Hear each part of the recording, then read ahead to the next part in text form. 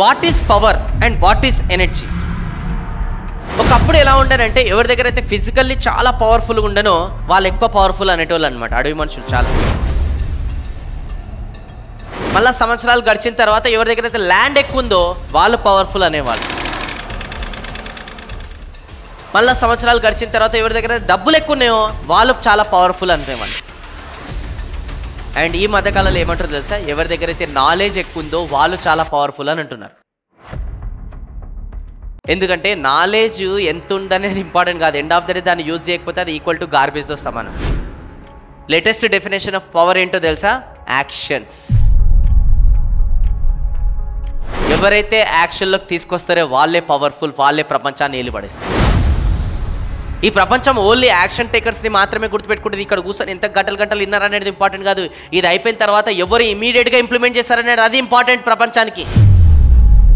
చూడండి, ఈరోజు కస్టమర్స్ దగ్గరికి పోతున్నారు, బిజినెస్ అయితే లేదు, అండ్ సమ్వేర్ సమ్హౌ ఈరోజు మన బెస్ట్ వస్తే లేదు అని అంటున్నారు కదా, దానికి మనం ఒకటి చేయట్లేదు. ఆ ఒక్కటి ఏంటంటే, ఒకరోజు ఒక ఆర్చర్ ముందర ఒక టార్గెట్ బోర్డు ఉంది, దాని ఒక బాణం తీసుకొని టార్గెట్ బోర్డ్కి హిట్ చేసింది. అందరు క్లాప్స్ కొడుతున్నారు, కానీ ఒక్క పర్సన్ మాత్రం కామెంట్ చేస్తున్నాడు, ఏం కొట్టిండు, అది జస్ట్ మ్యాటర్ ఆఫ్ ప్రాక్టీస్.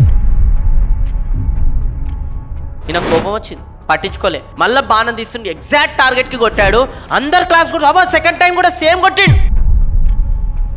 కానీ ఈయనేమంటుంది తెలుసా, ఒకరు ఏం క్లాప్స్ కొడతారు, అది మ్యాటర్ ఆఫ్ ప్రాక్టీస్. ఈయన కోపం వచ్చింది, మూడోసారి అనాలి కానీ వీనికి అని అన్నాడు. మళ్ళీ బాణం తీశాడు, ఎగ్జాక్ట్ టార్గెట్కి కొట్టాడు, అండ్ అందరు వావ్ సూపర్ అంటున్నాడు. వీడు మళ్ళీ స్టార్ట్, ఆప్రా బాబు, ఏంది మ్యాటర్ ఆఫ్ ప్రాక్టీస్ అంటున్నావు, నువ్వు కొట్టు తెలుస్తుంది. నేను ఎందుకు కొడతా, మరి ఎందుకు అంటున్నావు, ఆగు, నీకు ఓ టాస్క్ ఇస్తా.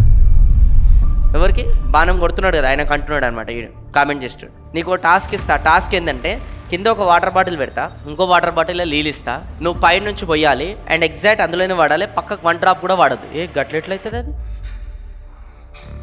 అయితే నేను చేసి చూపిస్తాను. జరు ఒక వాటర్ బాటిల్ తీసుకొని పైన నుంచి నీళ్ళు వస్తే మొత్తం ఎగ్జాక్ట్ అందులోనే వాడాయి అనమాట, పక్కకు 1 డ్రాప్ కూడా వాళ్ళే. అప్పుడు ఈ ఆర్చర్ ఎవరైతే బాణం కొడుతారో కరెక్ట్ టార్గెట్ అడిగిండి అనమాట, ఎట్లా చేసినావు, ఎట్లా చేసినది, మ్యాటర్ ఆఫ్ ప్రాక్టీస్. రోజు ఒక ఆయిల్ షాప్లో పని చేస్తున్నా నేను. నా పని ఏంటంటే ఒక డబ్బాల నుంచి ఆయిల్ తీసి ఇంకో డబ్బాలో పోయాలి. ఆ సంవత్సరాల నుంచి చేస్తున్నా నేను, అందుకోసం మ్యాటర్ ఆఫ్ ప్రాక్టీస్.